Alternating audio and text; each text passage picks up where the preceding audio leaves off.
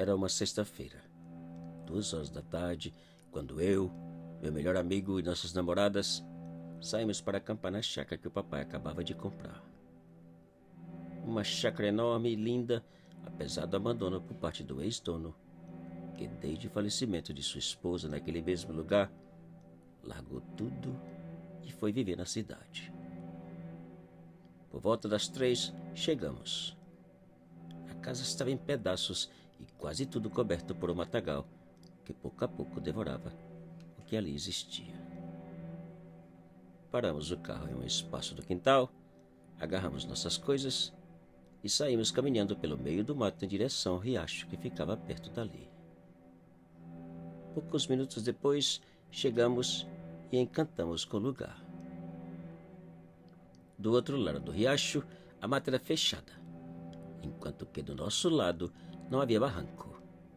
A areia fina e branca cobria desde o que restava do carreiro até a água. Uma maravilha. Parece que tem gente do outro lado, disse minha namorada. Por quê? Perguntei.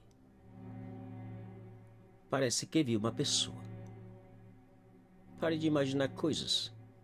Quem vai estar por aí escondido? Rapidinho armamos as tendas e fomos banhar. Depois de mais ou menos 1 hora banhando, saímos, preparamos uma fogueira e sentamos para comer, conversar e beber no conforto da areia. O tempo passou rapidinho e a noite chegou. O silêncio era quase total, apenas quebrado pelo barulho da água e de nossas conversas e gargalhadas regadas por cerveja e vodka. Por volta das 10 da noite, minha namorada agarrou meu braço com os olhos regalados e, olhando para a mata do outro lado do riacho, perguntou: Vocês ouviram o que eu ouvi? Nós paramos de conversar e em silêncio ficamos tentando entender o que ela tinha ouvido, pois não ouvimos e não ouvíamos nada. Não, o que foi? Perguntamos. O eco, respondeu minha namorada com um ar de assustada. E o que tem o eco? O eco é só um eco, disse a namorada do meu amigo. Não, gente, vocês não estão entendendo. O que quero dizer é que de todas as nossas gargalhadas, somente a minha foi ecoada. Impressão tua, menina. Deixa eu ver, disse o meu amigo virando para a mata e gritando. Ei! Nós esperamos pelo eco, mas não aconteceu. Sua namorada gritou, mesmo resultado. Eu gritei e nada. Deixa eu gritar, disse minha namorada. E ela gritou. Ei! Segundos passaram e nada. Tá vendo? Pare de imaginar coisas, eu disse. E naquele instante, o grito foi repetido do meio do mato, do outro lado do riacho. Nós ficamos boquiabertos e espantados, sem saber o que dizer. Como era possível somente a voz da minha namorada ser ecoada? Além do mais, como podia um eco levar tanto tempo para ecoar? O medo começava. Meu amigo, tentando acalmar a situação, disse que devia ser algum caçador que, ao ouvir a nossa conversa, tentava nos assustar passando por assombração. Eu aceitei a ideia, afinal, que outra coisa podia ser? E minutos depois, fomos deitar. As meninas imploraram para que fôssemos embora. Mas como o carro estava parado perto da casa, achamos melhor esperar até o dia amanhecer. Dormir, no entanto, era impossível. O medo de que os caçadores ou sabe lá quem cruzassem o riacho e nos atacassem era tremendo. Mais ou menos 2 horas da manhã, a fogueira apagou por completo. E o medo aumentou. O grito da minha namorada foi repetido mais uma vez do outro lado do riacho. Vocês ouviram? Perguntou meu amigo de dentro de sua tenda, uns 5 metros da nossa.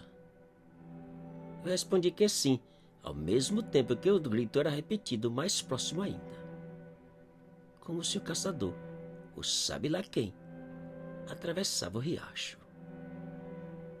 E outro ei foi repetido, bem mais baixo e tão próximo que parecia que ele havia chegado e estava ali bem perto das tendas.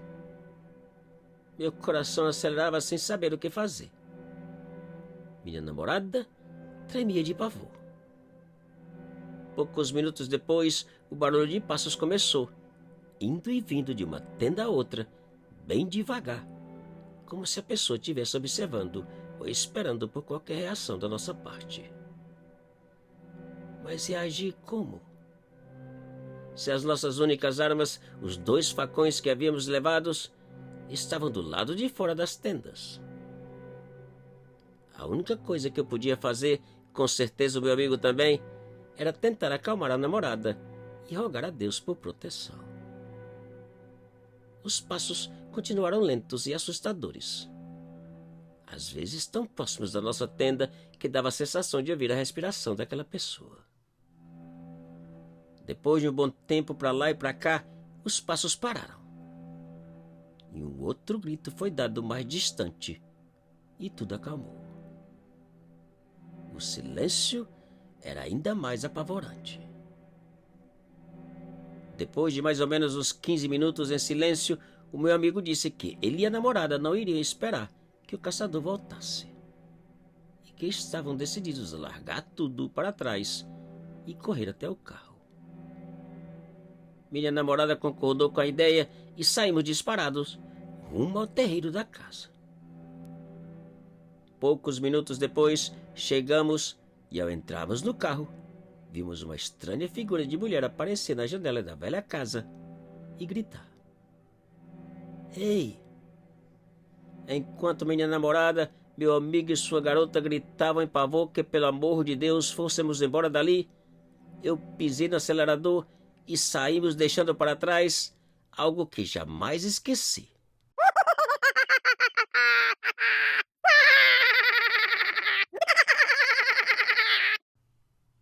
Te cuida e muito obrigado.